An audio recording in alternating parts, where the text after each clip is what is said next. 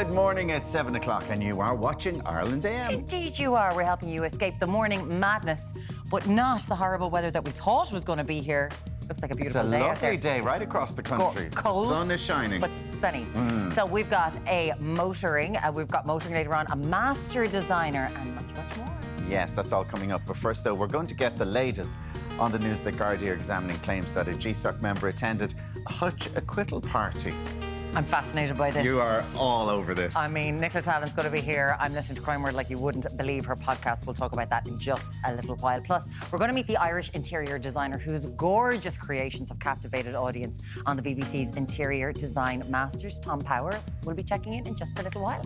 And she's no backseat driver when it comes to the latest motoring advice. Geraldine, what have you got for us out there? What that looks like? A beautiful car with you. Good morning. Yes, we are going to be looking at a lovely luxury SUV from Lexus. It's brand new. And also, if you're buying a second-hand car and something goes wrong, what are your rights? Oh, that's a good one. That's a good one. Yeah, that's some car though, isn't it? That is beautiful. That is beautiful. But yeah, the advice of buying a second-hand car. Yeah, because trying to get a second-hand car now is impossible. The inflation on them is absolutely massive. We'll be talking about that in just a little while. Now, yesterday, we felt so guilty Poor Derek. for sending him out to North County Dublin. He looked like he'd wet himself because he was so, the rain had got on him so much.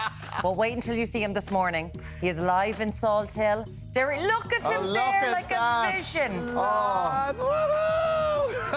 Glorious sunshine here this morning, guys. I'm telling you, I'm still drying my pants from yesterday. My trousers are still on the line. Anyway, what a beautiful start we have out west here in County Galway after all that wind and rain we had yesterday in Rush in North County Dublin. Now, cloud will build across today, which have showers in from the southwest. But we have come down here to glorious Galway this morning. Of course, Pieta's Darkness into Light is kicking off just under 2 weeks' time on Saturday, the 6th of May. So we're going to be catching up with the local community here on the ground, finding out what they're doing here in the build-up to the big event. I've done it a couple of times myself. It is an amazing, amazing thing to do.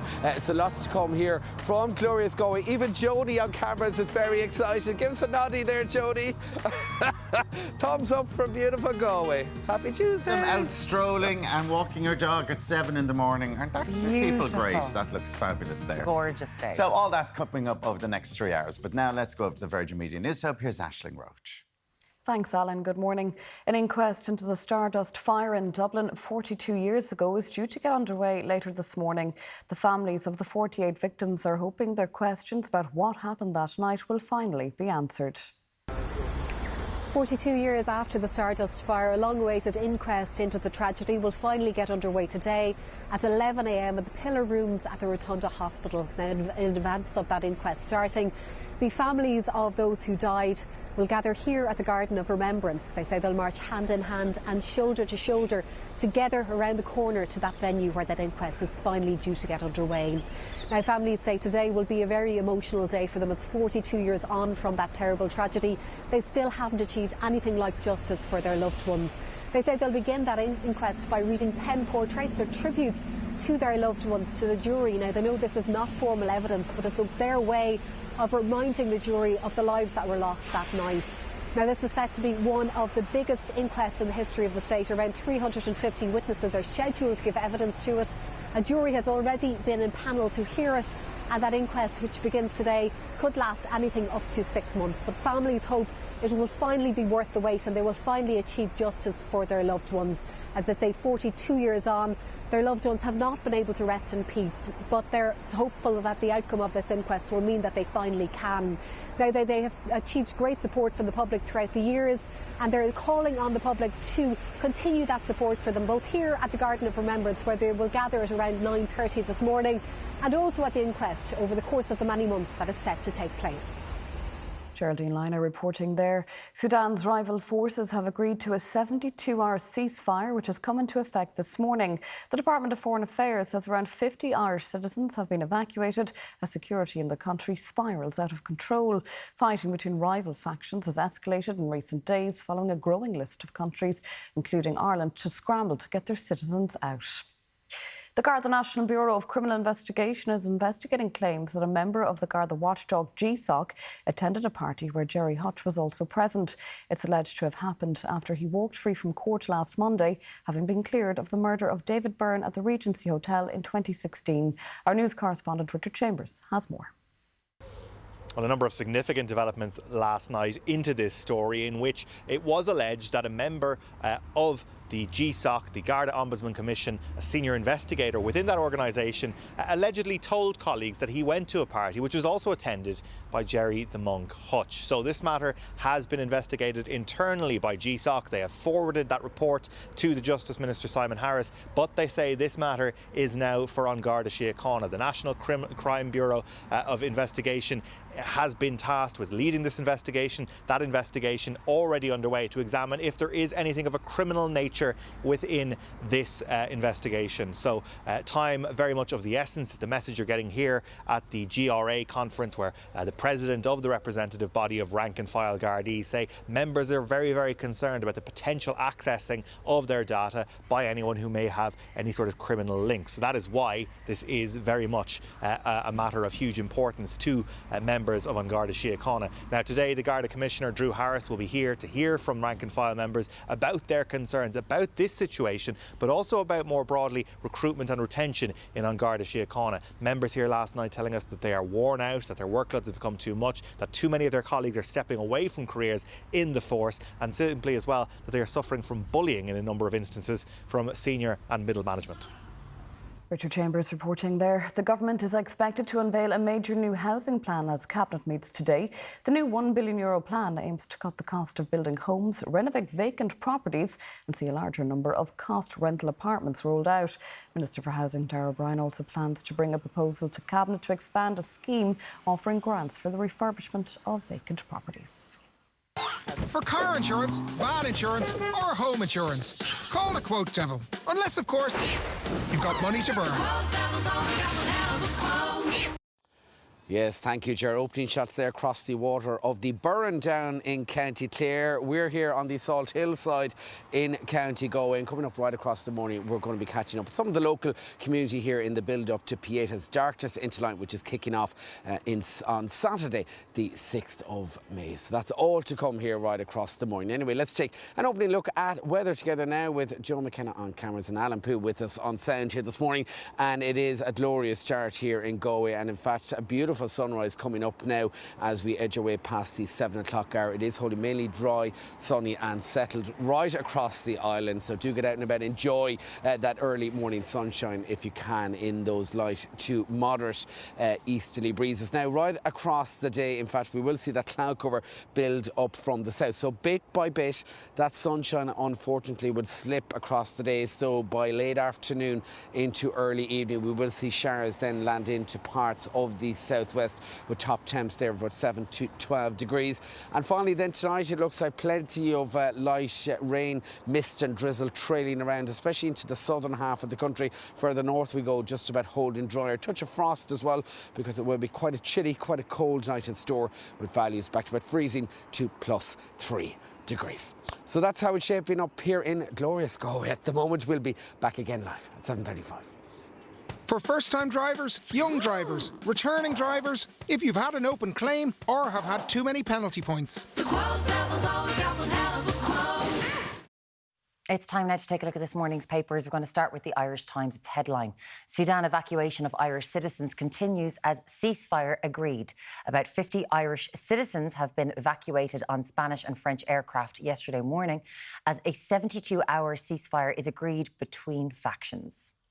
The Examiner leads with Save from Sudanese firing squad. An Irish woman who had to beg a firing squad to spare her husband's life will be among those flown home from Sudan in the coming days, as fierce fighting leaves at least another 100 citizens at risk.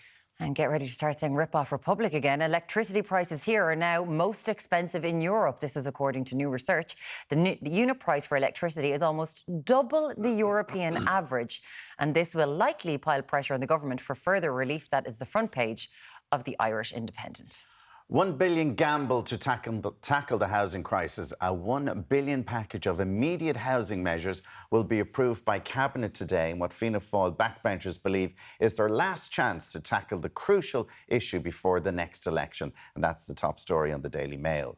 The Sun leads with killer's tears for mother. Gangland killer Fat Freddie Thompson declared himself his late mother's best son as he paid tribute to her from his prison cell. Mourners waved at the church webcam as the murderer watched online yesterday. The Mirror goes with Garda probe Hutch Party GSOC officer. It has emerged that the former GSOC officer, who has since quit his role, had access to the Garda Pulse database, causing alarm among members of the force.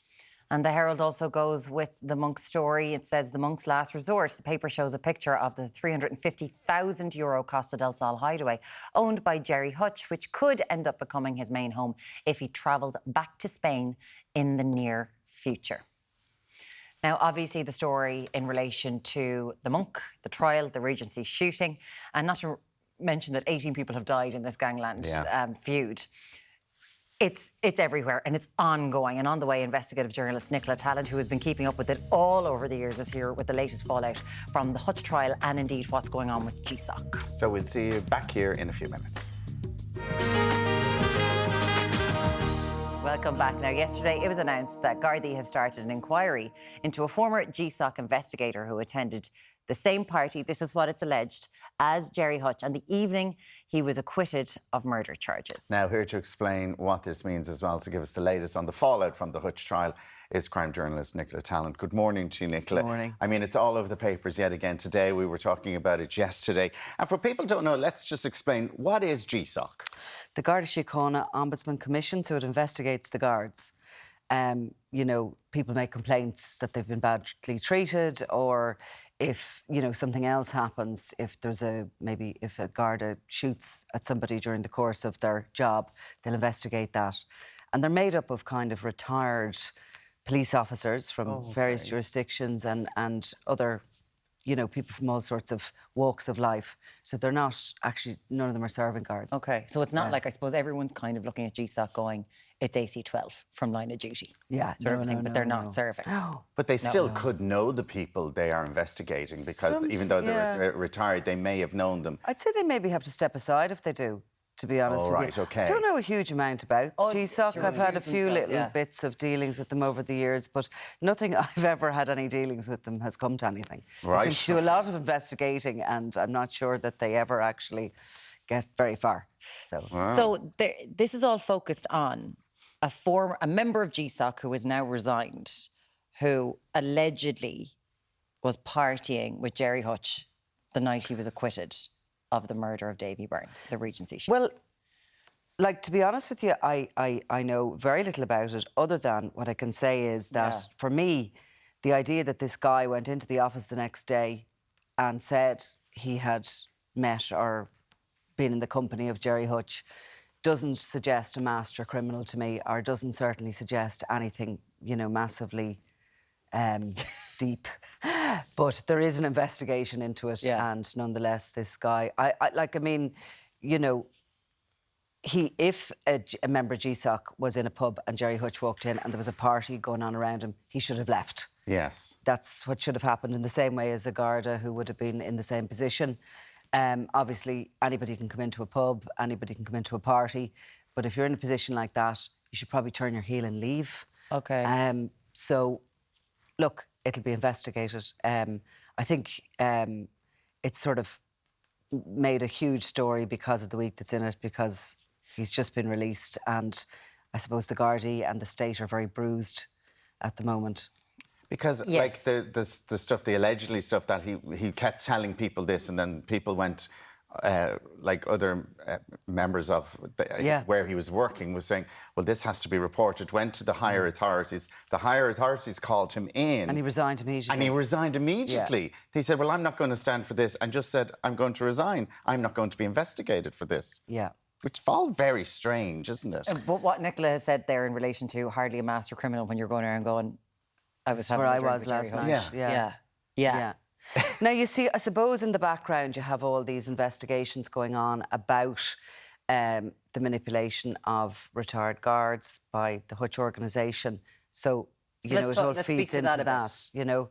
So there's a guy in prison, a former very senior officer in prison. I knew him myself, actually, John Spud Murphy, and he has been questioned and he's been investigated for feeding information to the Hutch organisation.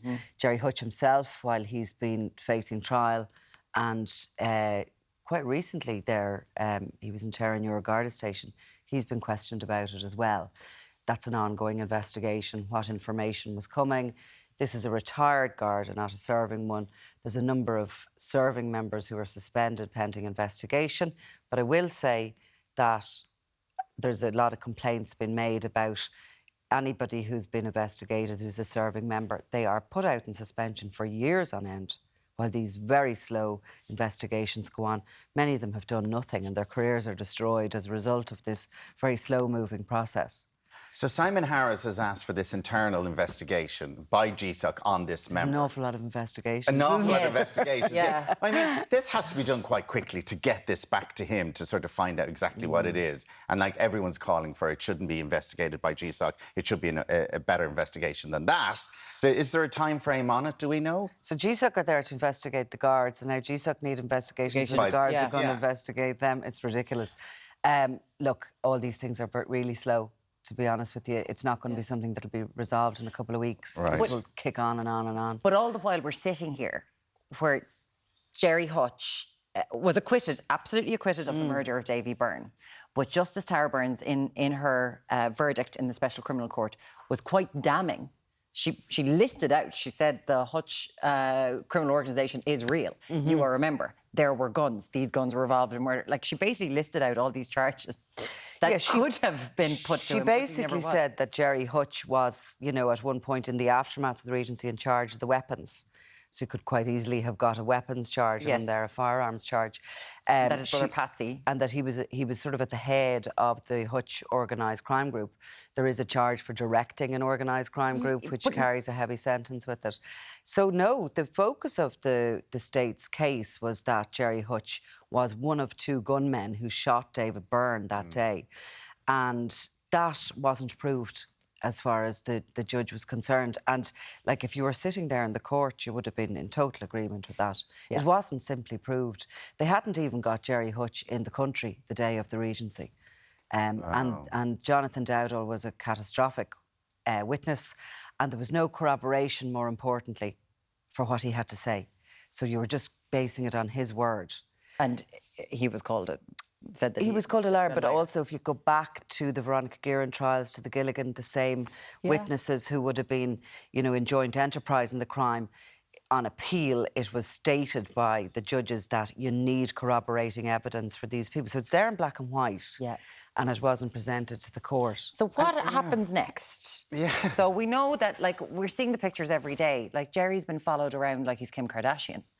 Yeah, but everyone will get over that now after a while. But I think everyone was thinking he'd be on the plane out of here. That was everyone reported. He'd be literally in Dublin Airport 10 minutes later, and he's still hanging around. He would be safe in Ireland. Is he safer here because he has his network around him? Yes, and also because them every day. He's going to be, you know, there's, I suppose, if you look at any other jurisdiction or country, there probably isn't the same attention to detail that there is here about who's who, who's knocking around, the intelligence is coming in. There's obviously more than 70 members of the Kinahan organised crime group in prison. So they're very weakened. They've been dismantled in this country. So I would think he'll settled in and he wouldn't come in and out of the country, probably use it as his base. He has his people around him. And in a way, like, why should he run? He's not guilty. It's his town. And, you know, he's been running and hiding maybe long enough. And maybe it's his time now to settle back in. Do you see them trying to bring any other charges against him? If they have the will, I don't know. Go again, another big trial. They'll be dusting themselves down. Certainly there's opening there for, I mean, I think in particular the judgment would suggest that that Patsy Hutch's brother was very key, very significant in the planning and the carrying out of it. It was actually said in the judgment that he was in charge of the weapons at the time of the attack. Now, I think we were mentioning the last time, his house is under 24-hour guarded protection, essentially. Yeah. So the whole thing is such a mess. I mean, you'd wonder if you were doing a Netflix series how you'd start the next bit, where you'd go with it, like, you know, because it is like these, you know, and in a way, the thing with the Ombudsman, it's just another ridiculous and weird thing that has happened in the middle of it all. You've done 2 long read deep dives on the Crime World podcast. There's 2 more to go. 2 more to come. The spider's web of it all is absolutely fantastic. And you're starting your live shows this week. This is Omerta. It's in the Olympia Theatre on the 27th of April. You're going to be in Limerick, in Dolans in May. You're going to Belfast. You're going to Cork. You're going to Galway. You can find out more online as the Crime World podcast. Nicola's doing that. And as we said, Muireann will be at every single one of the front row. Nicola Tallant, thank you so much for coming into it. Thanks so much. We'll talk to you soon. And after the break, Anton Savage is going behind the headlines in this morning's papers. There's a lot of intrigue there as well. We'll talk to you shortly. Joining us now to discuss the major stories in the papers is broadcaster Anton Savage. Good morning to you, Anton. Morning. We're going to start with Minister Niall Collins and a bit of land. Yeah, this is a story this is one of those where it's a sort of a story of the modern era, because it has been living in its own ecosystem on social media for about 4 days. Yeah. And it hasn't particularly been appearing in traditional media. And today is the day that it has finally made the jump from one into the other and is starting to appear in traditional media. Because it's important to say that verification is important when it comes to stories. Yes, I think a lot of traditional media have been looking at this saying, we're not 100% sure what the underlying allegation is against Niall Collins, but who knows, it may emerge because he's now going to face questions in the Dáil. Yes. The issue is that Niall Collins... But can you tell us what the issue is? As best as I can. All right. As far as we know from what has been reported thus far, in 2007, Niall Collins' wife wrote to, or is alleged to have written to Limerick County Council saying, bit of land over there, anybody interested in flogging it, I wouldn't mind buying it. Limerick County Council then, subsequent to that, voted to zone it for sale and say, let's flog off this piece of land. Anybody could buy it. Open sale. Anybody could buy it. It was an open sale. But already the interest had been registered. So she had said, if you ever do, I want. Niall Collins was on Limerick City Council when they made the decision to sell the land by public sale. He then, in 2008, got elected to Dáil Éireann, and thanks to the fact that you can't hold a dual mandate anymore, he had to give up being a county councillor. The county council processed the sale of the land, and Niall Collins' wife bought it. Yes. No, hold on. That's it. As far as we know, that's where we are. As far as we know, but then the issue here is whether he voted for the land to be sold. Before he'd left Limerick County Council, how it was known about the land. But he was only one of many councillors who had been voting on it, so he didn't... I'm assuming did he sway the vote? Well, there's a couple of critical things. And I don't think this is the case, but if he had voted for the land to be sold to his wife, that'd be an issue. Totally, but... If he voted for the land to be sold, and subsequent in that sale process, it was his wife who bought it, well, that's a lesser issue, unless there is reason to believe that she in some way got preferential treatment, which we at this point don't have, so Niall Collins is going to be facing questions. So he made a statement last night. There have been calls for this for the past 6 days, and now we're moving on to Paul Murphy. TD has asked for him to be able to be questioned in the Dáil, which is something that, of course, is open to all members there. So we're expecting that to happen. That's exactly it. And on the same, while we're on that topic, by the way, Paul Murphy is deserving of significant sympathy following what happened to him yesterday, where he had far-right protests outside his house with him with a newborn baby inside. I mean, awful stuff. But yeah, it was horrendous to see. So I mean, I realise I'm being slightly facetious in this, but the reality is there is something that has been of significant public interest for the last 3 or 4 days in social media. Questions, in the most literal sense, remain as to was this an okay process, but that's as far as we've gotten so far. Yeah, it is complicated. There's more there. We'll see more in the Dáil, and you were very right about Paul Murphy. It was absolutely horrific to see that happening outside his house with a newborn there. Even if there wasn't a newborn, it shouldn't happen. Moving on to the next story, and this is the front of the Irish Independent today, and this is, we are now being charged the highest rate price in Europe for electricity, which is... By an eye-watering margin. I think people might have thought, we're likely to be up at the pointy end. We are a rock out in the middle of the North Atlantic, and we don't have nuclear power plants knocking around. So you would sort of expect we might be at the more expensive end. We are at the peak of the most expensive end, single most expensive electricity market in Europe. This is done, a survey done by another European member state, a couple of them, that revealed that if you look at the most stark comparison, if you want to buy a kilowatt hour of electricity in Hungary, it will cost you 9 cents. By comparison, according to this survey, at the same time frame, if you were buying it in Ireland, it would cost you more than 40 cents. So not 4 cents more expensive, 4 times more expensive. And if you then look at city gas and the prices for the other big energy in Ireland, which of course is gas, particularly if you're in urban Dublin, you're looking at price differentials where we are the 8th most expensive in Europe. And this is including all of the various different supports that have been put in place. It's definitely time for the government to start saying, I know the electricity companies are saying that they hedge their bets on this type of thing, so they buy it in advance, so they've paid the money, so they still need to pass that on. And even though the electricity prices have come down by 50%. Well, this is one of those wonderful things. Hedging is such a nice way it's a really diplomatic way to put what actually means we bought a load of this when it was really expensive. Yeah. We're not taking the hit. Exactly. So we're flogging it to you at the expense price. And that's literally what happened at a point where electricity was very high. A lot of the energy companies, this is their excuse, says, we bought in to lock in that price, and until we're out of it, it's the you're paying the cost. But they have supernormal profits at the moment as well. So not only are they passing it on, they're making extraordinary profits on everything. This is going to put pressure on the government to keep the subsidies going. Right. We've got a 200 subsidy coming. Yeah, and this goes to this week, isn't it? It goes to the brain-melting thing of the fact that the electricity prices are based off fossil fuel costs. So if you happen to be running a wind farm and the gas prices go through the roof, the price to you goes through the roof, even though wind hasn't gotten any more expensive. What can the government do? Can they put pressure on the companies?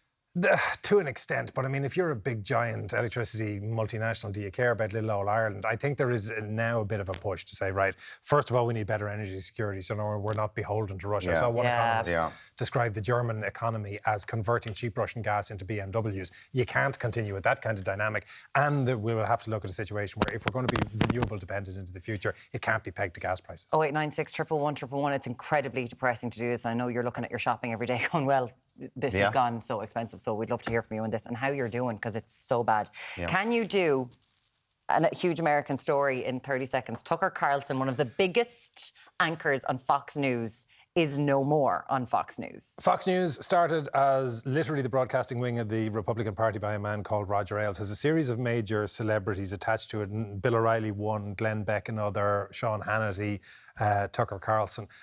Each of them was the face of the network, can't live without. Each of them has been subsequently fired, and the network has done quite well without them. Tucker Carlson was originally a CNN conservative dork wearing a bow tie who used to fight with liberals in a pantomime left-right act. Got the gig on Fox, built it up into a huge thing, ultimately cost Fox $787 million because of complete hokum that he talked about the stolen election. And the smart money says that in discovery during that lawsuit, not only did Fox discover that he'd said terrible things in text messages about Donald Trump, he probably also said them about Rupert Murdoch. And if there's one thing that causes Rupert Murdoch to fire you, it's saying rude things about Murdoch. So Murdoch personally instructed that he be given the heave-ho. Well, like if he divorced his wife over email, do you know, he gave a bit more time to Tucker Carlson, didn't he, Rupert Murdoch?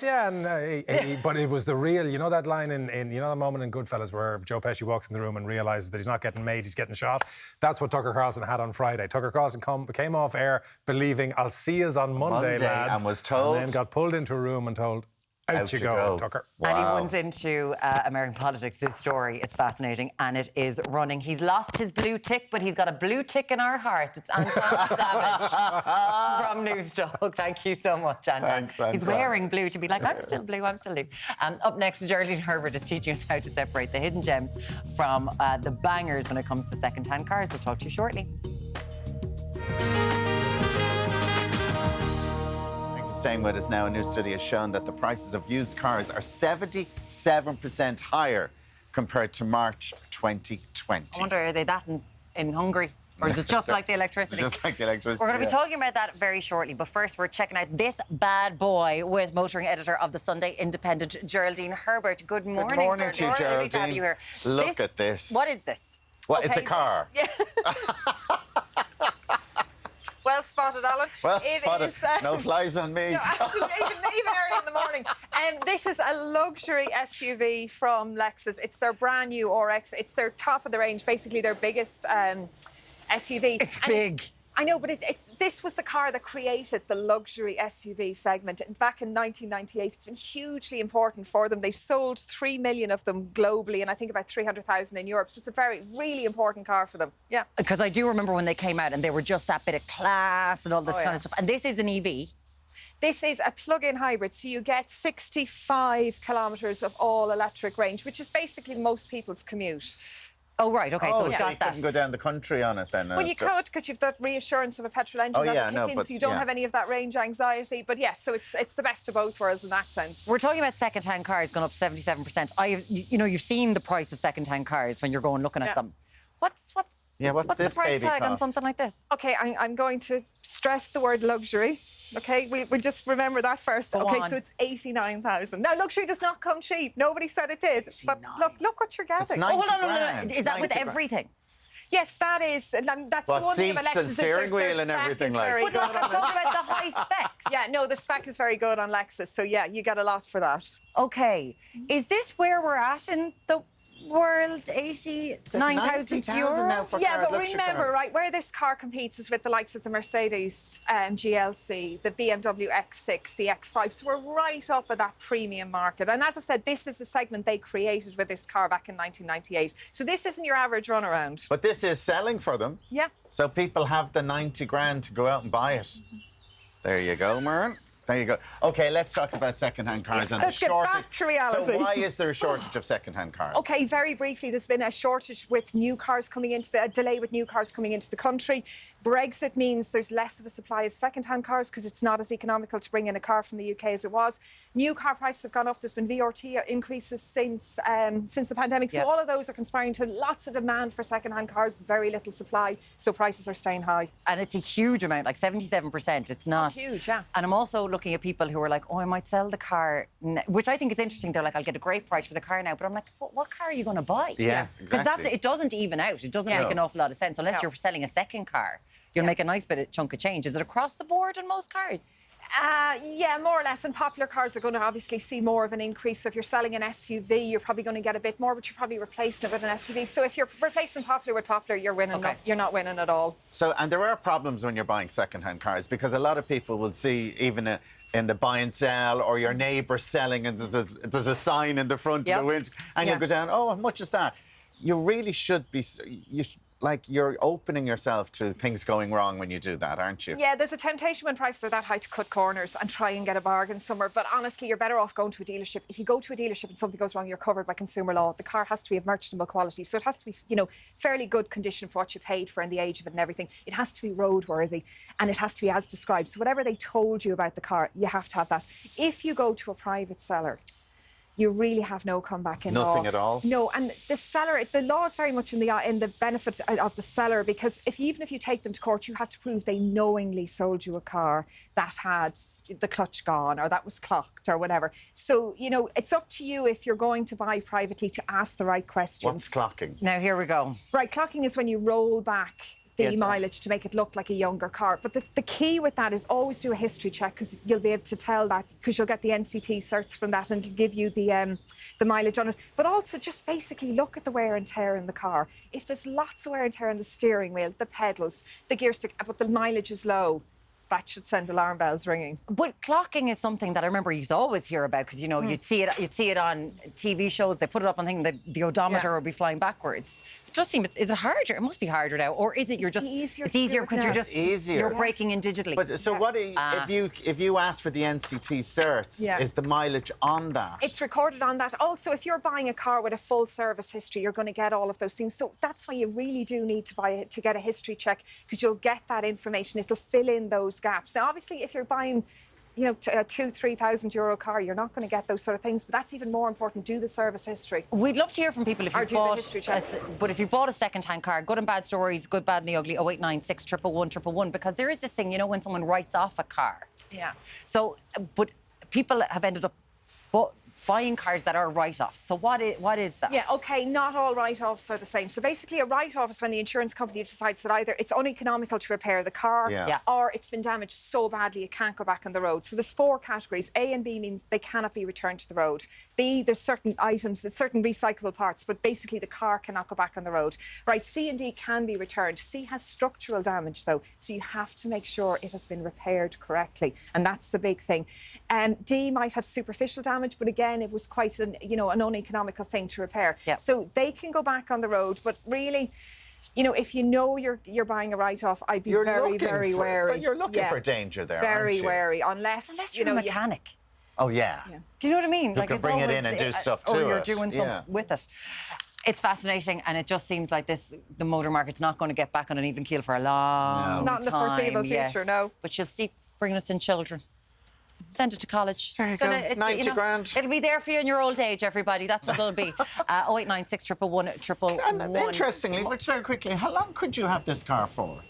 Oh, they still run. I mean, the average sort of lifespan on a new car these days is anything from 15 to 17 years. 17 years? Yeah. NCT every 5 seconds.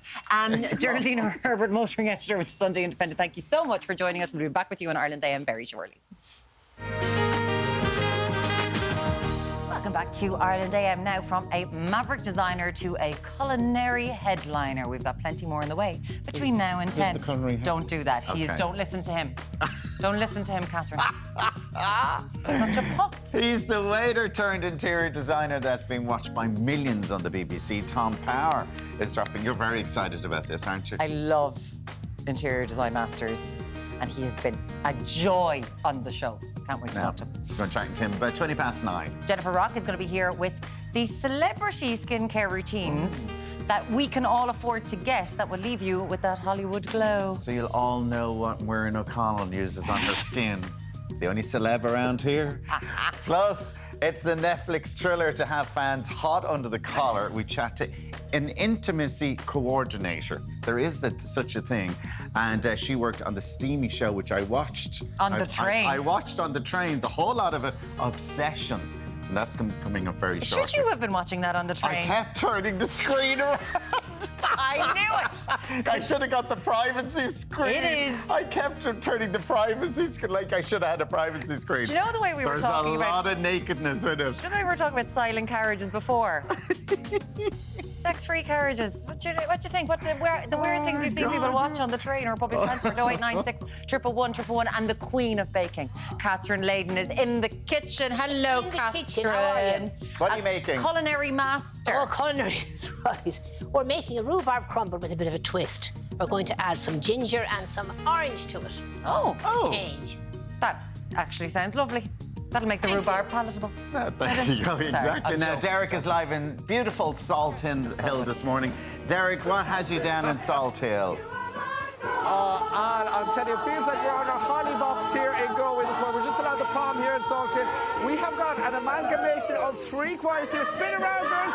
We have got the Clare Galway Community Choir, the Village Community Choir, as well as the Ignite Gospel Choir. Of course, we're here in the run-up to Pieda's Darkness into Light, kicking off on Saturday, the 6th of May. We're going to be catching up with all the crew here on the ground in and around 7:45. But, guys, I kind of feel like I'm on my hollybops in Galway. They sound fantastic. Keep me from getting to you, babe. Love it. Ain't no valley low enough, ain't no river wide enough to keep me from you.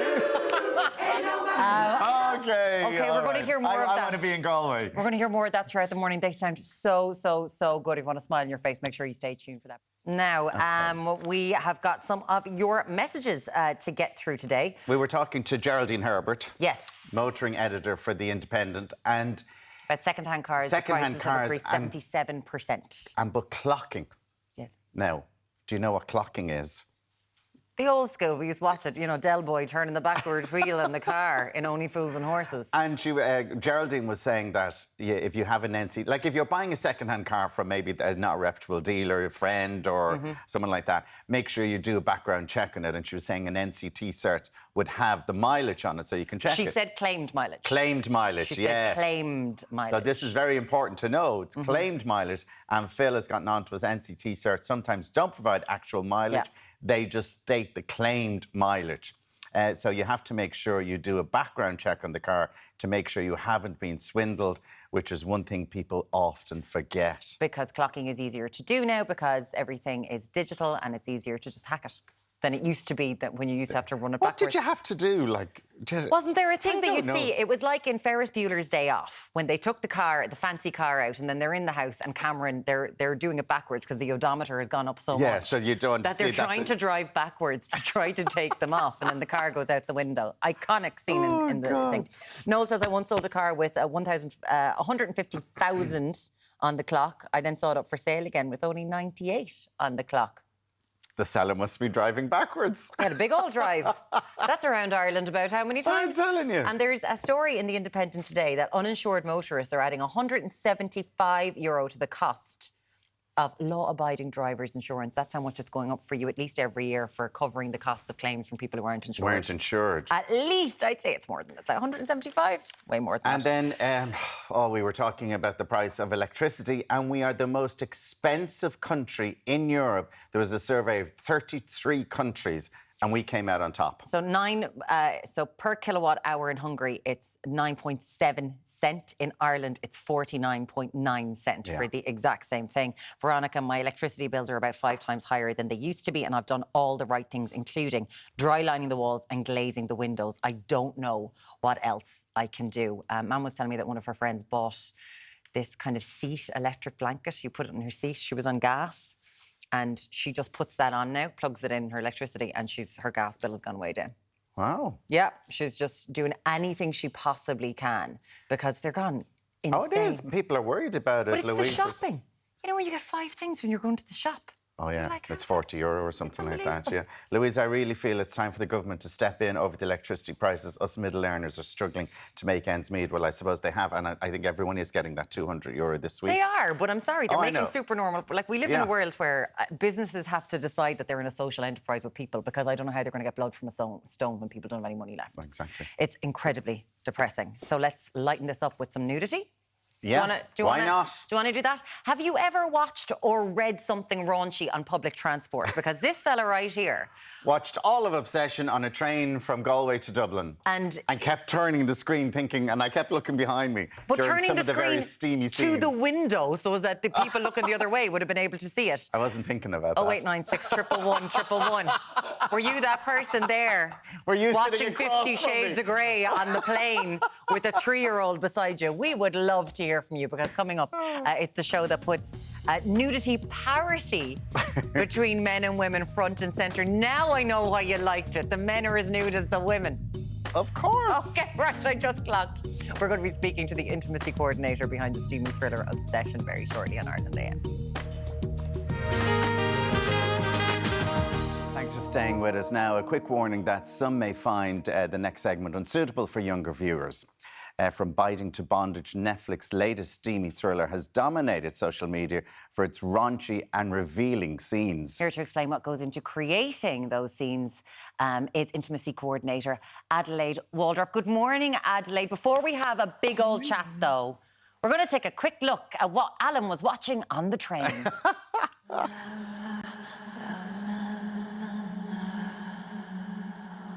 Your days, Father. That's right. And you're Jay's new girlfriend. I think he's worried about introducing us. Should he be? She gives me, I don't know, strange feeling.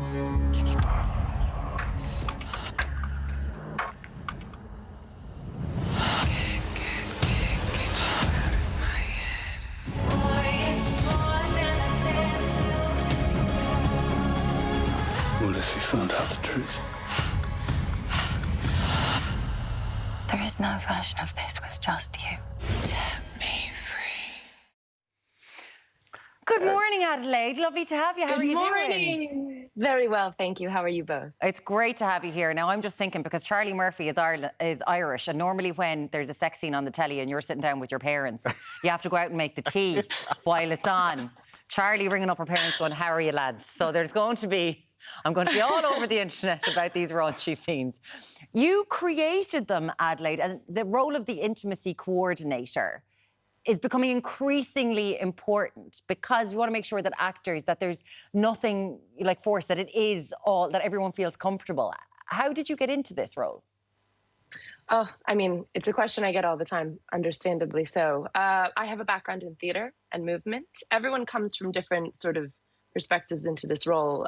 Mine sort of began as a young theater director, where I started directing at uni. I was at Scotland for uni in Scotland for uni. And yeah, remember directing a few shows, not by design, which had a fair amount of intimacy in them.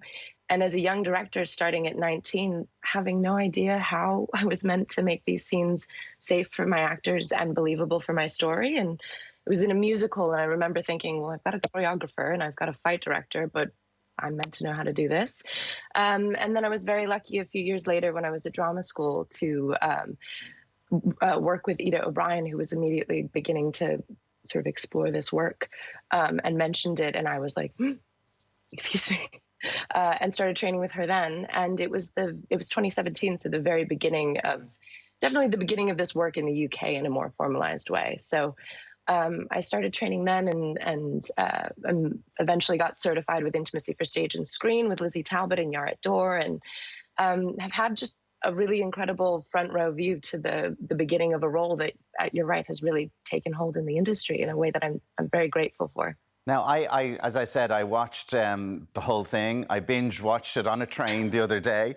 And yes. I mean, some of this stuff is like, we're talking steamy stuff here. So, I mean, were you involved in like the very start of it when the casting, and were the actors aware of how much nakedness and how much sexual content was going to be in this show? Well, so this was far and away the best practice that I've been able to work with on a production thus far. I came on partway through casting, and ideally you have your intimacy coordinator on board just so that conversations have already been had about intimate requirements, especially for roles like this. So both actors were very, very involved in conversations with production about the requirements for nudity, the requirements of the roles. I mean, you have to be comfortable with performing simulated sex on screen in order to play these parts. They're intrinsic. So it was a really comprehensive and transparent process throughout. And a lot of conversations were had early on about the nudity involved and the intimate content involved, for sure. And there's a thing here, Adelaide, because I think one of my earliest memories of kind of going, sorry, why? Was watching Trading Places. And for no reason, Jamie Lee Curtis has to get nude in a scene. Oh, and right. the lads don't have to do anything. And this has been an experience for women watching TV shows and movies for years. There's gratuitous female nudity and there's nothing from men. They're there, maybe the top comes off. So there's a thing nowadays about nudity parity, and this is on display in Obsession. And it is so as that it's not just the male gaze on a female form, right? Yeah. You're absolutely right. And I think it's an interesting question for me as somebody who works with the sort of boundaries of the body quite frequently is what does that mean? So when we talk about nudity parity, we're talking exactly like you said about a feeling of sort of balance and equity in the level of exposure of actors. But then also that's kind of hard to quantify in a way. You said yourself, oh, well, maybe he takes his top off. But of course, for us, the way that we receive the nudity of someone who presents as male above the waist versus someone who presents as a woman is very different. Yeah. So figuring out what that does and doesn't mean is a bit tricky, but it's certainly something I think it's important to strive for, that feeling of fairness and balance, given the cultural context of how we perceive male and female bodies. And of course, Adelaide, on something like this, it must be so important that the actors who are involved in these scenes trust you and have a relationship with you, that, like, because you're actually telling them what to do in the most intimate ways. Like, after watching the show, I mean, there's a lot of very steamy scenes in the four-part. Like, there's not a 10 minutes go by without someone being naked in it, really. So, I mean, how was the atmosphere on set for all of you? Oh, the atmosphere was brilliant. Charlie and Richard got on like a house on fire. We had the most fantastic directors. Lisa Barros-Dessat and Glenn Leyburn were just incredible. So it was a really collaborative process. And we were very, very lucky to have a rehearsal period in advance. So what we did was we worked through and mapped through choreography for every scene, really. So by the time we got on set, everyone knew what was going on. The crew who were present knew the scope of what they were going to be seeing at work that day, which is very important. You know, they're present there too. And it was good fun. I take it like during a rehearsal period, they're fully clothed. So at what stage then do we say, is it like when before we go to action, you derobe and you get into the scene? Exactly. So my job is to minimize actors' exposure at all times. Right. And there's very little reason you would ever need to rehearse nudity. Yeah. You're exactly right. So the way that what we operate on when we're doing scenes that are hyper-exposed, so simulated sex, nudity, but other scenes as well, is we operate a closed set. So the first AD will run it, and yeah, they're completely clothed or covered in robes, and then everything's set up, and then the last thing we do is pull robes. And also just to say they're probably a little more covered than folks might think based on what you see in the final edit. We make sure that everybody, that all genitalia is covered if they're performing simulated sex or in close proximity. And as soon as we punch in for a close-up, I'm putting people in as many layers as possible. Yeah, So, because there are various things you can do, and, you know, merkins, all that kind of stuff. Come here to me. Yeah. Are the studios boiling? Because I wouldn't be able to take the robe off. I'd be like, and poor Richard must have been, let's get that temperature up there now, please. Well, we keep hot water bottles close by, that's for sure. And, you know, it's interesting. I'm always amazed. You know, I grew up acting as a kid, and I have such a respect for the craft. And that scene where they're outside, that's all I'll say. For those who haven't watched, but the scene where they were outside was a night shoot. It was so cold. Oh, this is the scene in Paris. That one was chilly. This is the one at Hartley. Oh, yes. Where they're, yes, on the grass. You were outside Tullamore at the time. Yeah, I was passing Tullamore. This was outside the house where they live in Hartley, and they meet. I just got so into it, I'm sorry. No, I know exactly what you mean. It's a thriller. You're enwrapped, and you know what? Unless someone's peering between the seats, I don't think anyone saw. But no, I just remember my main priority there, besides, you know, making sure they felt safe, was making sure they felt warm. And watching that back, they do not look as cold as I know everyone was.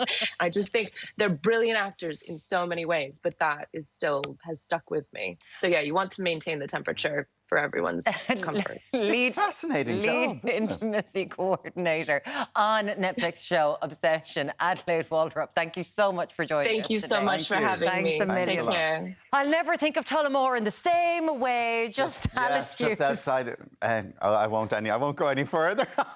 When did you get caught reading 50 Shades of Grey? 0896 111 111.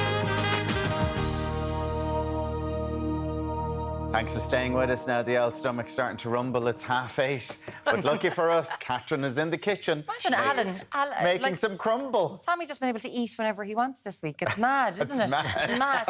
Hello, Catherine Leyden. How are we all today? Rhubarb crumble with a twist. With a twist, exactly. Now, first of all, the number of people I've seen that when they go to chop their rhubarb, they take one stalk at a time. Now, there's no need for that at all. Wash your stalks. You need 4 to 6 stalks for this crumble here. Pile it all together. And just start cutting away. Cut away like that. I've seen people spend ages taking one stalk at a time to cut the rhubarb. Would you believe it? Now... Yeah, but they might be enjoying it. Might be therapeutic for them. Look at her. She looks shocked. I'm horrified. Shocked that people be doing it one at a time. Yeah. Now, into a saucepan, you put your stalks of rhubarb. And to that, now, if you didn't want to use the ginger and the... ginger and what? Orange. You would just put in your 4 tablespoonfuls of sugar, and you could add 4 tablespoonfuls of cold water, OK? That's 4, isn't it? Yeah. Mm-hmm. Right?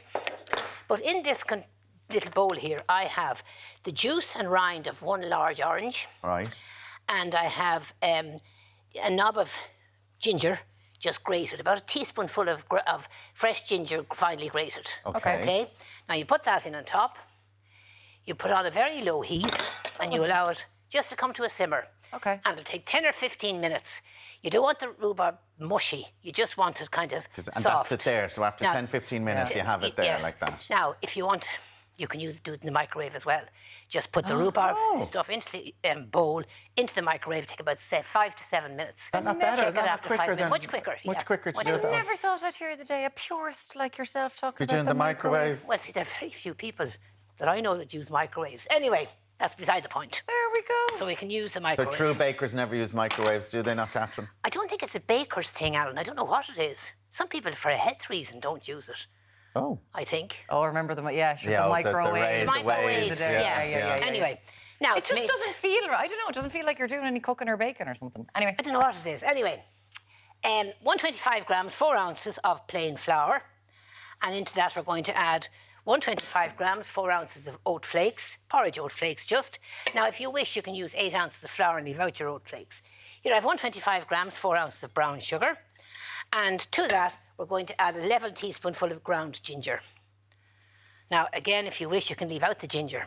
Okay? Yeah. You're not too keen on ginger, Alan? I just would take over the taste, though. Well, now you can let me know a little later on. Which you know he will. Oh, no better boy. Oh, no better boy.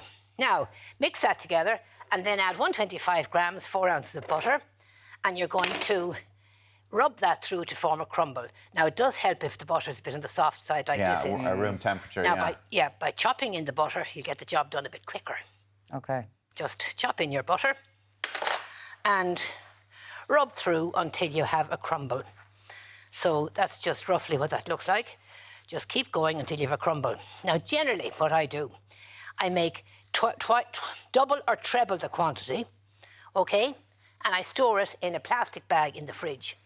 Oh, So I just to have it for the next time Exactly. you're doing it. It'll keep for 2 weeks in the fridge.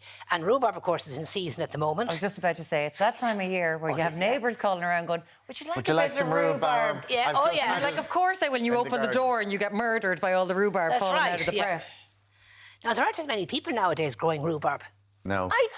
It's funny because I do feel like it's kind of made a comeback with a lot of my mates now who are trying to grow out the back gardens regardless of where they are. Your mates are growing rhubarb. They're growing everything. Really? Oh, yeah, a lot of people are growing stuff nowadays. In fact, I had rhubarb in it. Died of death on me. So last year I bought a stool and planted it. Yeah. But I didn't get a good crop this year, so... You bought a what? A stool of rhubarb.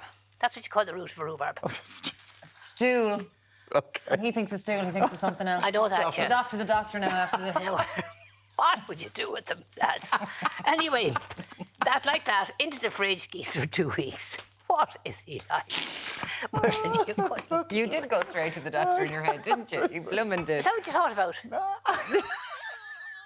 Alan Hughes, is that what you thought about? It is, of course. I said a stool. I didn't know what you were talking about.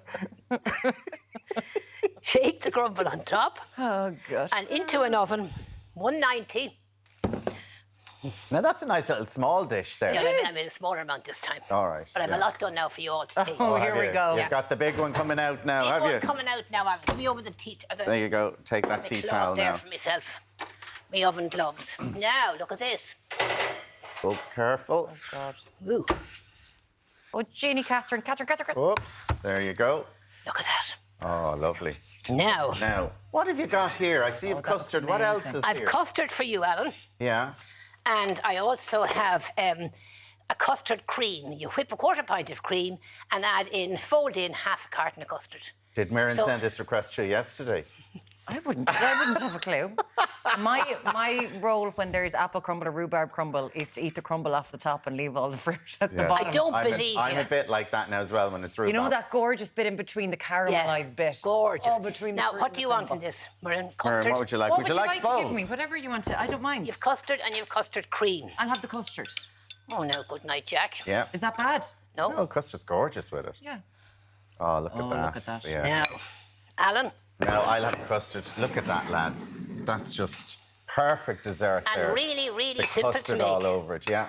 And you see the way you have your rhubarb, it's cooked. It's probably very hot, though. Be careful. Oh, I mind it, yes, will be hot.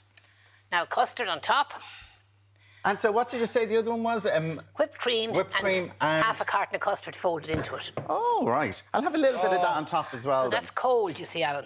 What is? This is. Oh, yeah, but just put it on top there like that. So The cool. orange juice There is we go. Look at delicious. This is lovely, isn't it? Oh, can you taste the orange juice in it? You absolutely can. That Now, the is ginger isn't delicious. overpowering, is it? Nope. No. No, that has come together It's absolutely a lovely beautifully. idea. Now, as I say, you can do it without your ginger, and your orange, but it does make a difference.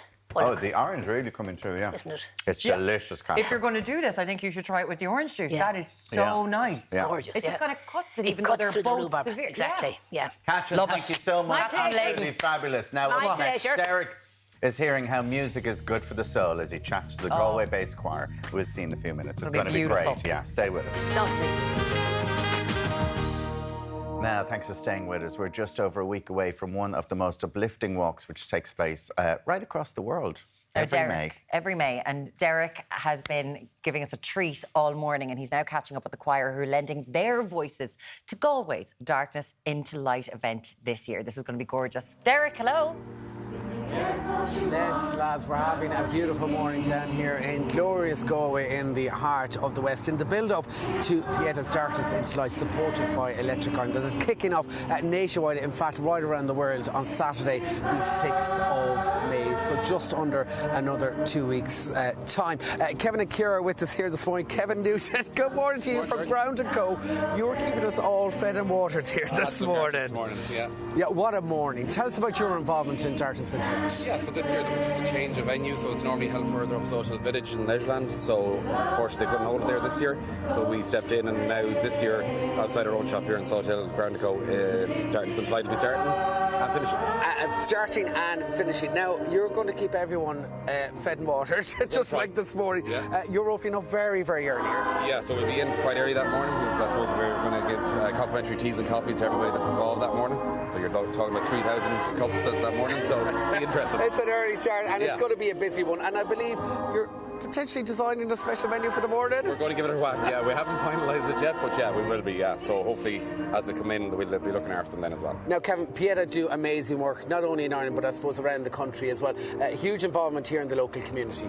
Yeah, it's fantastic, and it's fantastic for us to be involved in it. You know, Pieta's a fantastic organisation, and Darkness into Light that morning is a special morning, so it should be lovely. And we're expecting thousands of people. I know I've taken part in it a couple of years myself. It's an amazing atmosphere, and it's great to be involved in it. Yeah, it's fantastic, and hopefully if the weather is nice that morning, fingers crossed. Yeah, extra special. We'll bring it with us. Anyway, Ciara Sheehan, choir director, is with us now. Any relation to Ed Sheeran?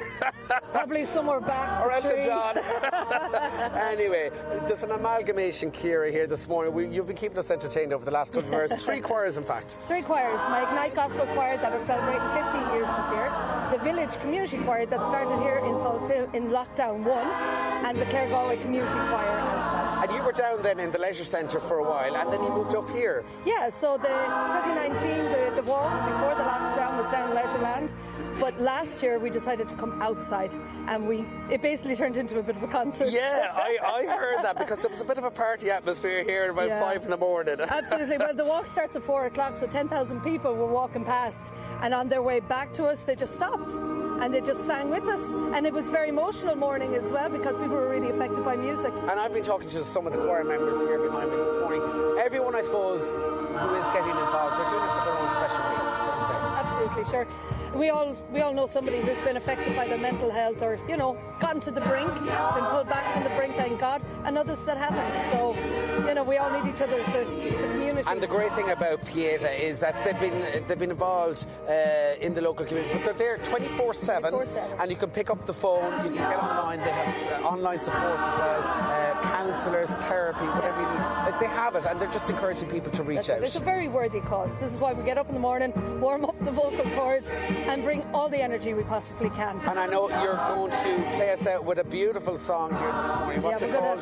We're going to do Brave. Want to See You Be Brave by Sarah Bareilles. Really uplifting to get the day going. Absolutely. And the beautiful sunshine we have here in Salt Hill. So you go set up. Thank you very much, Kevin, for joining us here this morning. Are you looking forward to a big morning as well? Absolutely. Yeah. And hopefully, if I'm in this neck of the woods, I'll come down and support. I'll bring the bit of sunshine as well. So Darkness into Light is where you'll find them online. Of course, supported by Electric Ireland. We want everyone to get involved right up and down the country. But that's where you can find them if you do want to register. But for now, we're going to hand you over to the amalgamation of 3 choirs here along Salt Hill Prom. Take it away, Ciara. Take it away.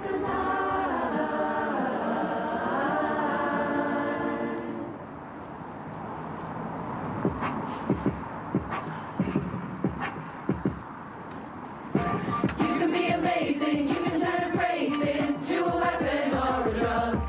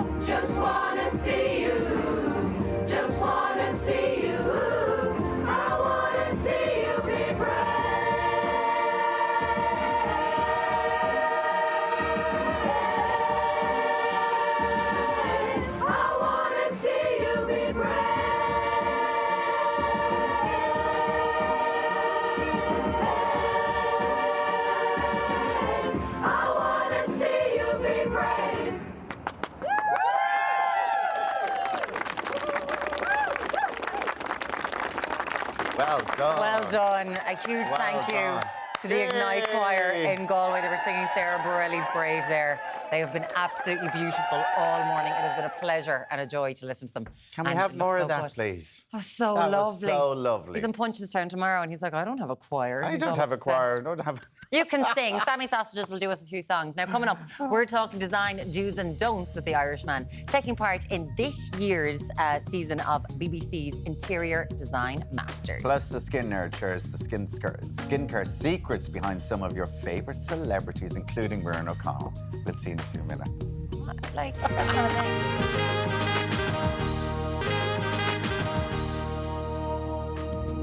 Hello, are you well? We're keeping you company. Are you well? Until 10 We're o'clock, well. as always. Now, he's been rubbing shoulders with Alan Carr on the UK's biggest interior design show. Muireann's all over it. Love it.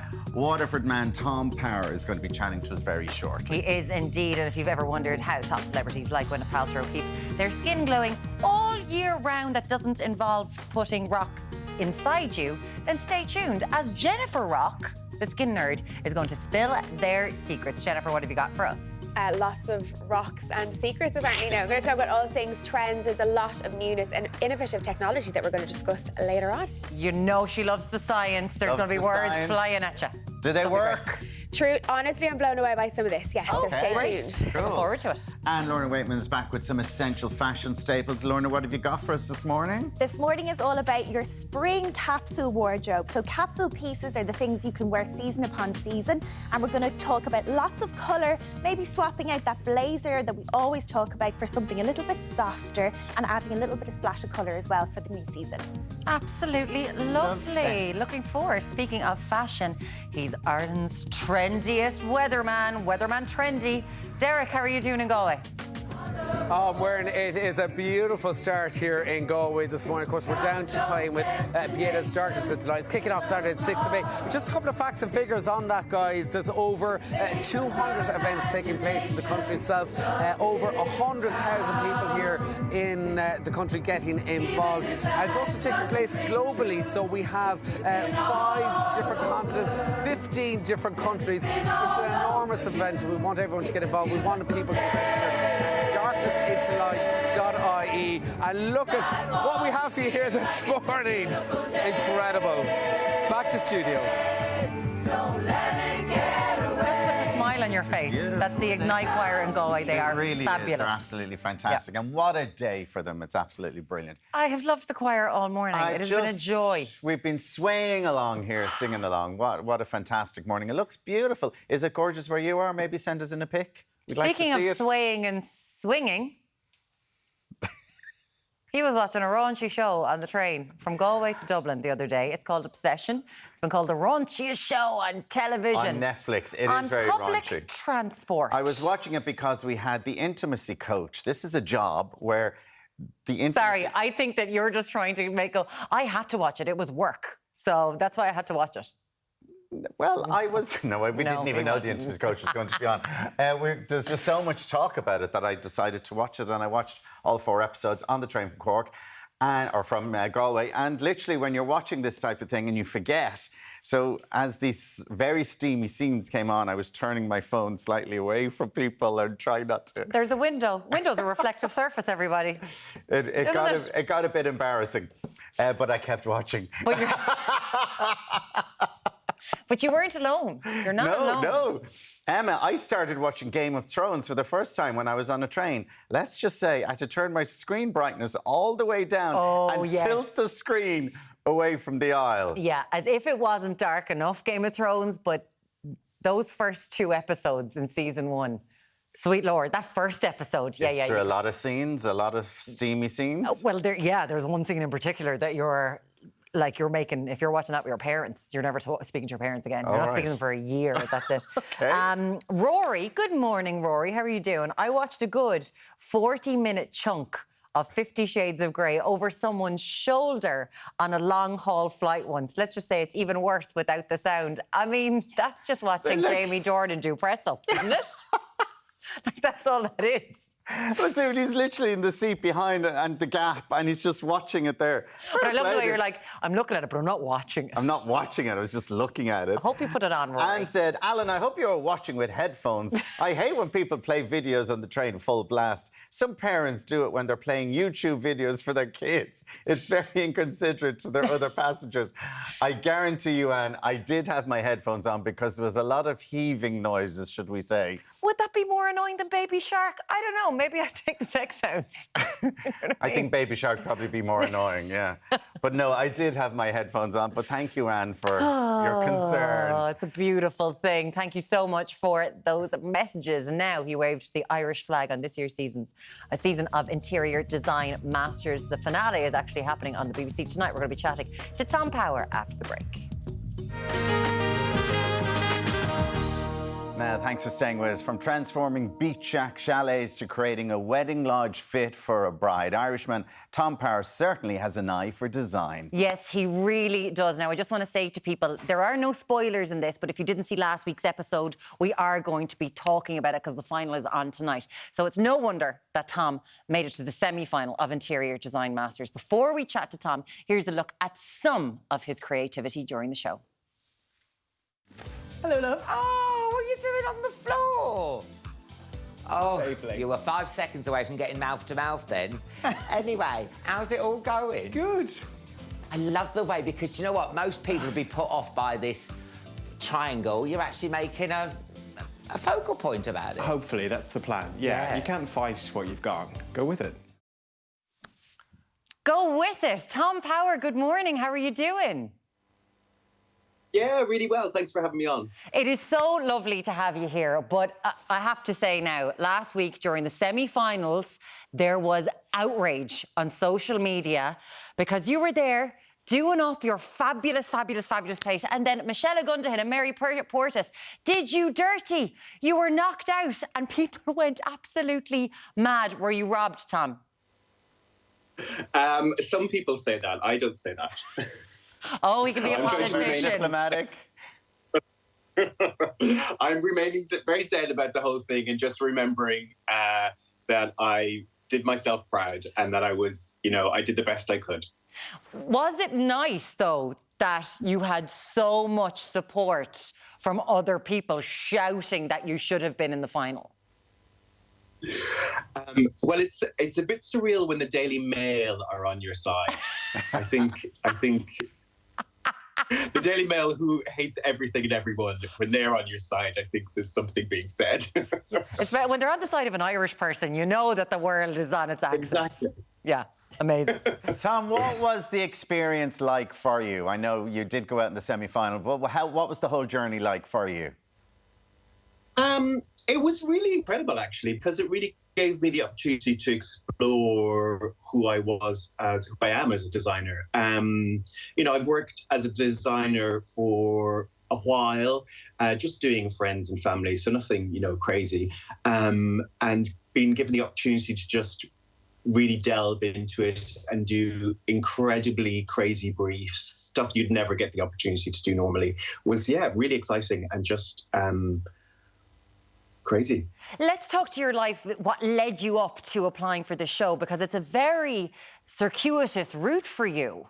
Because That's a big word. Very. Because you were originally, you trained as an actor. You've done so many other jobs. Yes.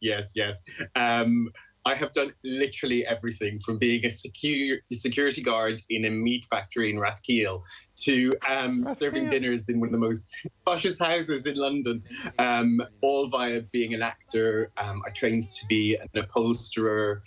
I paint bespoke artworks for apartments here in London.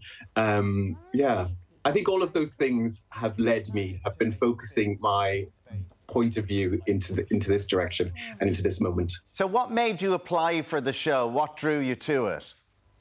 Oh my God, I love home renovation shows, and I've always watched them, and I record them and I watch them over and over again. And every time I've watched one of them, I thought, God, I'd love to do that. How exciting, how incredible to be given the opportunity to express yourself. And so in 2002, I applied and I didn't get through. And then they got in contact this year and said, would I be interested? And I said yes, and I jumped at the opportunity. That's so interesting because I think it's become a little bit like Bake Off, where when you go back to season 1 of Bake Off, I mean, I could have been on the show, whereas now it's like their Michelin star on episode 1. And it's the same with Interior Design Masters. Like episode 1, I was like, the standard is absolutely crazy. So they approached you to be on the show, getting very like X Factor here. And tell us, what's it like? Well, is Alan Carr always there, like filming you and popping in, or is it done a different way? Yeah, so we we turn up on a Monday, we film for about an hour, just of us looking at the space for the first time, and then we cut, we take everything out of the space, then we have all day Tuesday, all day Wednesday to do the projects. Alan turns up on the Wednesday and they film him with each contestant for like half an hour, 40 minutes, and then edit all together to make it look like he's been there for a bit longer. But I mean, you know, it's TV. It's TV. Exactly. It's all smoke and mirrors. It's all smoke and mirrors. Yeah. But at the same, he's fabulous. He's such a great guy. Yeah, but at the same time, when you're in the middle of maybe you're under pressure to get it done, and you're trying to please everyone, then Alan Carr comes in and goes, "Okay, let's chat and let's be all happy." Let's chat, and you're like, "Alan, I don't have time to chat. You need to get up." Yeah. Get off. I love hearing the behind the scenes stuff because it is tough. Like there are days when you look like you're sweating. You're properly sweating. Oh my word, we sweated so much. It was also during the heat wave of last year, which was incredibly difficult. I think we escaped quite well. I think the camera crew, who were carrying massive, heavy cameras on their backs for hours and hours, really struggled. But yeah, we were looked after. Was there any of the other contestants that you really hit it off with, or some that you may not have hit it off with and maybe not liked very much? No. We all actually, in reality, got on really, really well. I think what was really lovely about this season was that we, as a group of contestants, decided that we were going to really support each other and share knowledge and try and make each other the best that we could be, and then also make the season the best season it could be by all being amazing. I have to agree because, well, you and Temi, when you were together, it was fantastic during the shop, but also this season was so supportive, whereas last year, Banjo season, you know, there was a lot of loggerheads there. But there's one thing. I was always worried that Monica was going to be dehydrated, one of your fellow contestants, because she was crying on the telly all the time. So I'm assuming, like, did they just edit it that way to seem as though she was crying all the time?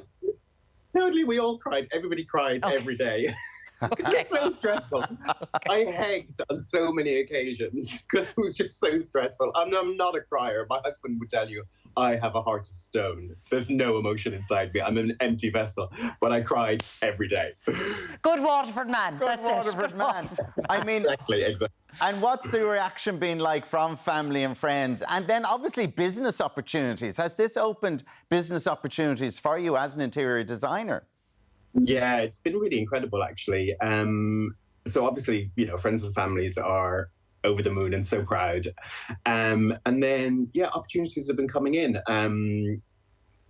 There's a big long list of people that I need to email back. Wow. So if anybody's listening, I'm sorry I haven't emailed you back. You'll get there. I will get to you.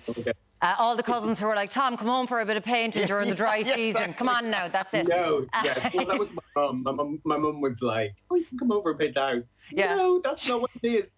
She's sitting there going, the notions on this fella, thinking he's too good. Can I ask you one thing, though? And I, you know, not to use the term, but I did find it quite inspirational that at the age of 47, and you spoke about this, at kind of finding your passion. And I suppose here in Ireland, we're all expected to know what we want to do at 18 years of age. And to watch you kind of go, no, this is it. And to know there's so much life, that was kind of amazing, right? Yeah, I was incredibly lucky. I found my first passion, theatre, when I was 14. I walked into a youth drama group for the first time, walked through the doors and went, this is what I want to do for the rest of my life. And I did that for 20 years. And then at the end of that, realised, I think I've done that now. I think I'm finished doing that section. And now I want to move on and do something different. And this is the next journey. I just think that's absolutely lovely. Who's going to win, Monica or Jack? Oh, I couldn't say, obviously. And I think they're both equally, for very different reasons, deserved of a win. And I know you're surrounded by friends tonight in Brighton. You're all going to be watching it together, so great way to do it. Waterford, if you're looking for a new TD, no better man than Tom Power. Straight down the line. Unbelievable. It was a pleasure watching you. You were brilliant. Tom Power, thank you so much. Thank you. Thanks so much, Tom. Thank you. You can find him on Tom Power Designs. Beautiful, beautiful work. He's so talented. Want to come over and do my house? Probably not. Oh, here we go. Couldn't afford them. Still to come, we're on the catwalk with advice on how to style key wardrobe pieces. Could do their set. Plus, the Skinner Channel's Hollywood with a roundup of the best celeb-inspired morning routines. We'll see you very shortly. Would you do our set? Wouldn't that be amazing? Amazing. Hello. Now, the evenings are getting brighter and we're praying for... Well, we've got the sunshine. We have sunshine today. It's a gorgeous day. Beautiful across the country. We hadn't pre-read that. It's a beautiful day. Lorna Weightman is here to talk about wardrobe styles for spring and beyond. Yeah, like it's a lovely time of year, I think, to start planning for what you'd like to wear for when we get just a little warmer. You know, there was ice on my car this morning. There couldn't have been. Where do you live? There was ice. There was ice on my car. There was ice, and the people who work up the road overnight, they were all de-icing their cars when I was coming in this morning. Oh, for God's But sake. listen, let's forget about that. It's May Bank Holiday weekend, and we are expecting that there is going to be an awful lot more sunshine. So we're thinking summery. We're going to look at the first look today is Kelly. First look today is Kelly, and I'm a big fan of capsule dressing. Oh, you are going summery. She is going summery. I love capsule dressing, and by that I mean is having a few key items for the season that you can build around, and they stay in your wardrobe the whole time. And last week I was talking about how I just love the jeans and nice top combination. It's such an easy way to dress, and one of the big trends for summer is off the shoulder has come back in a massive way. It is attached. Yeah, it is. So the sleeves are attached, which are lovely. And if you did want to pull them up on your shoulder, you absolutely can as well. To make that square box just shape. to give you a little bit more Kelly, kind of can we have a look look at one up on the show? Just have a quick look. There you go. So it's basically like and also, a normal. It is. A normal top. But also, the ends of the sleeves are elasticated, so it'll stay put. And this whole look is from Vavavoom. But I love the print because it's very pretty. It's not too kind of overwhelming, but also when you put it with denim, it kind of pairs it back a little bit.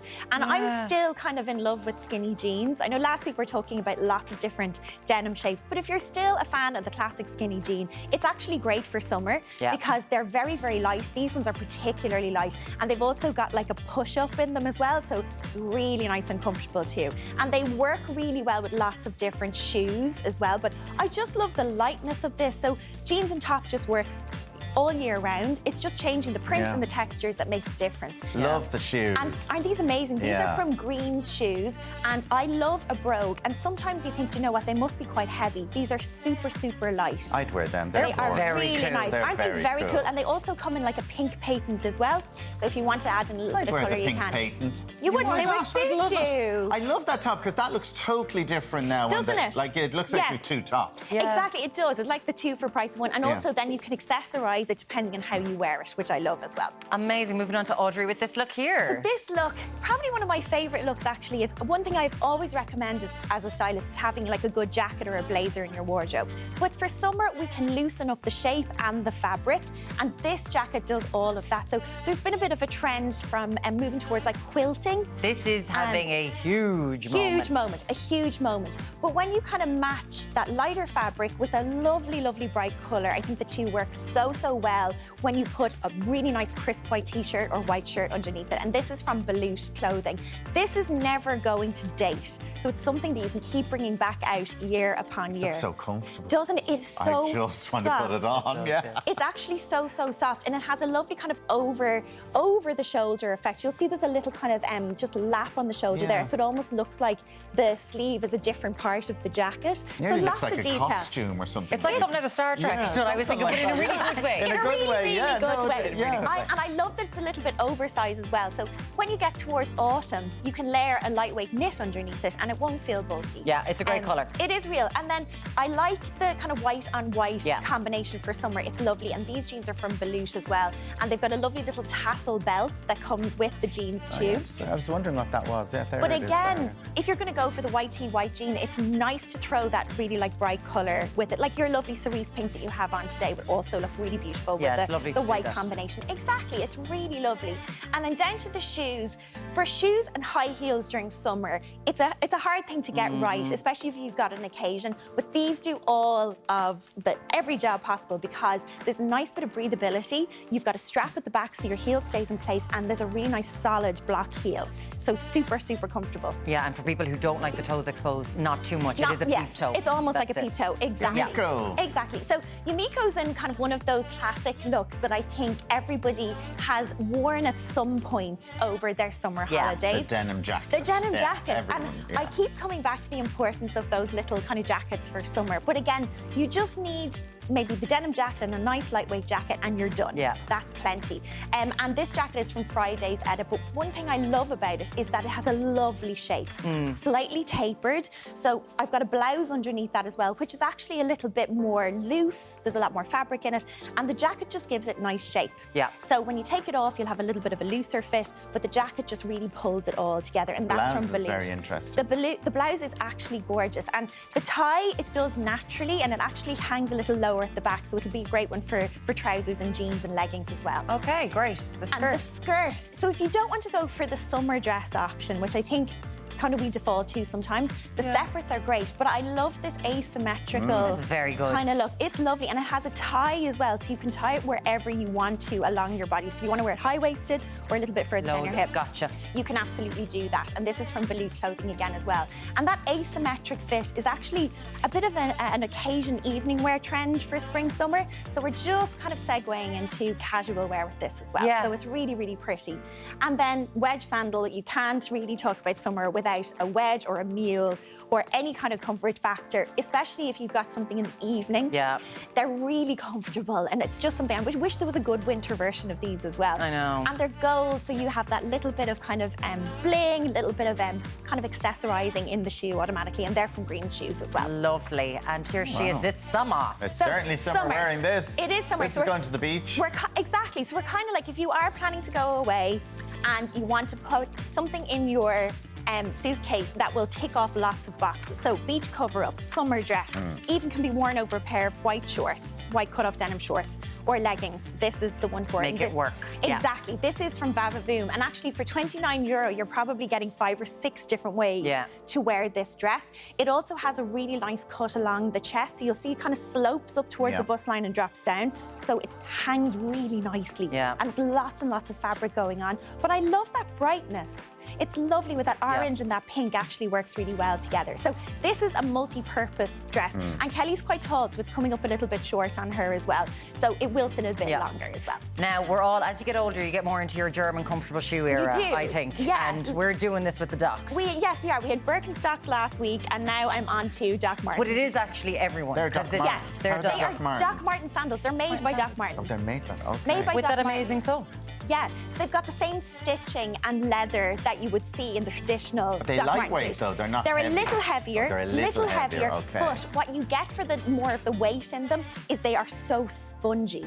So when you put your foot into it, it kind of almost sinks down into them. You're kind of, Kelly's kind of bouncing in them. She's Yeah, kind of you are. bouncing, yeah. There's a little bit of bounce in them. But what's lovely about them is, like, if you are on a holiday where you're going to walk a little bit, you know, or a city break, anything like that. 100%. It looks great, but you've got that lovely kind of platform kind of look to them. But these have been around. They came back maybe just after the pandemic when Doc Martens started making sandals, and now they're everywhere. They are everywhere. I spotted them loads of places. That is great. Thank you. They are everywhere. Are they like those furry things from last week? The Birkenstock shearlings. Here we go. He's losing his mind. Wait till you see what I have next week. I can't wait. I can't wait. Thank you. Let us. I just make him do this. Lorna Weightman, thank you so much. Thank you, as Lorna. always. Oh, I love Up it. next, will Jennifer Rock make Alan go like this? I'm not too sure. We're spilling celebrity skincare secrets. We're back very shortly. Welcome back. Now, celebrities have access to some of the most expensive beauty buys on the market, but even they like a bargain, They love a certainly bargain. do. From Angelina Jolie to Gwyneth Paltrow and Miriam O'Connell, Jennifer Rock is telling us what the A-listers the A-listers in Ireland, and she is the A-lister in Ireland. What can we get our hands on? I just use her stuff. Skin ingredients all the way. Now, come here, we're always seeing it online, Jennifer, these days, where, like, I remember Patsy Kensit back in the 90s going on about Nivea cream, Vaseline, Avene these days. Like, they do use things that we do that you pick up in the pharmacy. I think there's so much pressure on people in the public eye that their skin, they want to feel good in their skin. So they're going to obviously have perhaps a facialist and people to advise them. But what number 7, so Boots' own brand, is this has blown the internet out of the market. This is, we had Sharon Corey in last week talking about this. This is this one here. There was 100,000 people signed up, exactly. There's 100,000 people signed up to the waiting list. There were honestly hundreds of people in different stores between the UK and Ireland queuing for this product. So the innovation behind it was actually brought to different dermatological congresses and conferences over the last few years. So it's 15 years in the making in terms of research. So that in itself is admirable. So yeah, because I find number 7 in Boots is very good. Very affordable with brilliant technology behind it. So over 4,000 people trialled this product over a period of time. 97% of people came back saying that they saw a difference, a visible, measurable, physical difference, which then in turn helped them emotionally. It's saying damage reversal. Yes. So the tagline is very clever. It's don't regret, just reverse. So essentially they've come up with and they've created this patented pending technology of a peptide, which is called peptocology. And it essentially, a peptide is like a messenger within the skin. So it kind of triggers a response. This particular ingredient has the ability to help with fine lines, wrinkles, texture. And so it's just clarity in the skin. But what it does, it kind of tricks the skin to thinking that you slightly traumatized it, so your skin regenerates itself. Oh. So it is particularly clever. That's like those machines on the market that shrink your collagen so it thinks it's being attacked and then it starts boosting more collagen. Excuse me, it's like, you know, when you go to the gym and you kind of almost not tear the muscle, but you damage the muscle to a point that it regenerates itself. Same premise with these. So are both of them the same? What's the difference between both of them here? Yeah, so you have your Renew serum there, which is 15 ml. So this is used every morning, every evening. That one has they both have a similar ingredient level within it, hyaluronic and so on and so forth, niacinamide, B3. And then there's an SPF, which is a non-negotiable, as we know, within skincare. So if you feel the texture, but you'll see the totally difference. The serum's very lightweight, extremely cooling. This is your SPF that Muireann has in her hands there. So is it just an SPF? It's a cream as well. The same peptide that's in this serum is in this one with the addition of the SPF. This is a day cream. Is that a moisturiser? A moisturiser. That's interesting, right? So actually, this keeps the skin hydrated for up to 72 hours after you apply it. So that hand, please do wash it. But if you were to wash it, it would keep that particular part of the skin hydrated for 72 hours. Yeah, genuinely. And this is what I do think number 7 have to be celebrated for, is their technology. So essentially, 2 products. One is a serum, one is a day cream. There's a couple other products within the range. People are going crazy for it. The science stacks. I prefer a serum. Why is that? It's just I think it gets into your skin. I always have a feeling it gets into your skin quicker. But like oils can penetrate through, but SPF is like by the likes of Elizabeth Banks and Angelina Jolie. Let's move on to Avene. I mean, sorry, this is Angelina Jolie, Hailey Bieber. I mean, the amount of people that talk about Avene. Avene, do you know what? It just stands the test of time, and again, similarly based on science. But it's all coming back to healing, repairing, and hydrating the skin. In Ireland, particularly when you look at us across the globe, we're quite an irritated skin nation, so we tend to have really calming and cooling and hydration products, and that is exactly what these are. So in front of you have the Avene Hyaluron, the Active B3 Cell Renewal Cream. It's just new to the market, literally brand new. So if you walk into your local pharmacy, you will see it. As you said, loved by the likes of Hailey Bieber, Angelina Jolie, and Jennifer Rock. I'll just put myself in there. Oh, yeah? Yes, I really do rate these. And this particular product, again, you have your day cream. This is hyaluronic, which we always love, but it's got one of the highest forms of niacinamide I've personally come across. What does niacinamide do? So niacinamide is otherwise known as vitamin B3. It really is so powerful in regenerating the skin, hydrating the skin. But 6% is one of the highest I've come across in forms of a skincare product. So it's got this is a day cream, and then this is a night cream. Exactly. So 97% of people, again, have said they've seen a huge difference within their skin after a matter of weeks of using it. This is your night cream. It's extremely deeply soothing. The texture is beautiful. It glides onto the skin. My beautiful model. But it has retinol in there. So, so it's a pump serum. It's a pump, Miriam. Back to you, Miriam. It's a pump at the side. Would you recommend a night cream for people? It's all about the ingredient inside it. So this has retinol in it. So retinol is a form. Sorry, they're like, can you do that again? No, I went flying past like I was on the grassy knoll. Oh my God. You know that I am a big fan of vitamin A. So by day, what they have is really hydrating, cooling, hyaluronic-based ingredients, really calming. By night, they really want to generate the skin, but in a way in which that vitamin A can, as we know, sometimes irritates the skin. This does not. fat. So plump action, results driven, definitely see a difference. Take a photograph on day 1, day 30, day 60, you will see a difference. Wow. Okay, as always, our viewers have been sending in questions for you when they know you're coming in. First up, it's Helen. I'm in my 50s. I've been having trouble finding a nice blush for my skin. I can get so confusing with creams and the powders. I'm just wondering what I should be looking out for. Yes, do you know what's really become quite popular of late are cream-based blushers? Yes. And I think people are dubious. They don't quite know how to use them. We're almost taught how to always put it on with a powder. So this is Luna by Lisa, so our own Irish celebrity. So the amazing Lisa Jordan, this is her brand. So first up, she has just brought out beautiful new blushers. This is the one that I chose for today. Actually, would suit your suit wearing. But this is Pink Posy. It's a cream blusher. It just gives a beautiful, youthful look. So for Helen asking the question, the goal is that you smile whilst always applying blusher, and then a little bit goes a long way. So if you see that, even if when you show your hand to camera, when you pick up this pink, it looks like a lot of pink, but you can get a beautiful, subtle finish. So for anyone, it doesn't matter what age you are, just a bit of dewiness, a bit of a lift across the apple of the cheek, and it's beautiful across the eyelid and on the lip as well. So it's multi-beneficial, but you can build up that coverage as much as you possibly want. So it's really personal choice. Get a brush that you trust, or even using your hands. Using your fingers and just put it on top of your foundation, and if you want to set it, a light dusting of powder, but it really doesn't budge once you just place and set. Okay, Niamh is getting away to the sun after 2 years. Niamh, I'm so excited for you. I know. But she's eager to enhance whatever tan I may get with a good highlighter. Anything you can recommend? So again, back to Luna by Lisa, again, part of her newest concept. This is her body highlighter. Comes in 2 shades. The one that I have here is Sunset. Pop this on your hand. Now, what do you mean by a highlighter? Yeah, good question. So this is essentially a liquid highlighter. So where we would often put highlighter on our face across our higher cheekbones, across our nose, and using light to really, I suppose, trick the eye to draw attention. I would often put, like, if you see the height difference between myself and Muireann, right?